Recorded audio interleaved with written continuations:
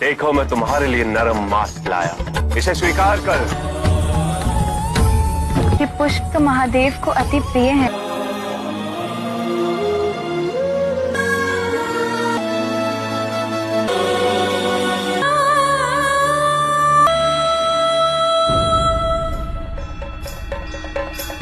हर हर महादेव।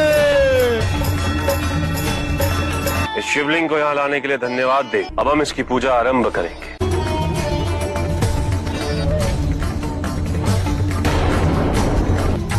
रुको, ये क्या कर रहे हो? इस पवित्र शिवलिंग पर इन दूषित वस्तुओं को क्यों चढ़ा रहे हो? ये वस्तु दूषित कैसे हो सकती है देवी? संसार में सारी वस्तुएं शिव द्वारा बनाई गई है।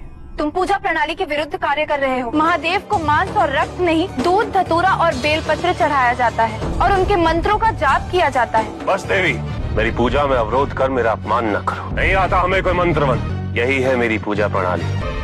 उचित है, तो अपनी पूजा अपने शिवलिंग पर करो। शिवलिंग शिवलिंग होता है देवी, हमारा या आपका नहीं। महादेव तुम्हारे द्वारा चढ़ाई हुई इन दूषित वस्तुओं को स्वीकार नहीं करेंगे। देखना चाहोगी? सुना शिव, ये स्त्री कह रही है कि तुम मेरा दिया हुआ भोग स्वीकार नहीं करोगे। देखो मैं तुम्हारे लिए नरम मास्क लाया, इसे स्वीकार कर शिव।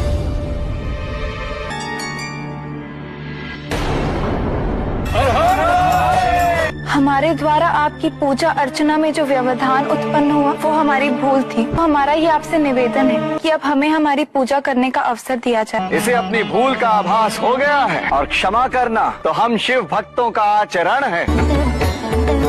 आओ देवी। जिस प्रकार आपने इनकी पूजा स्वीकार की, उसी प्रकार हमारी पूजा भी स्वीकार कीजिए महादेव।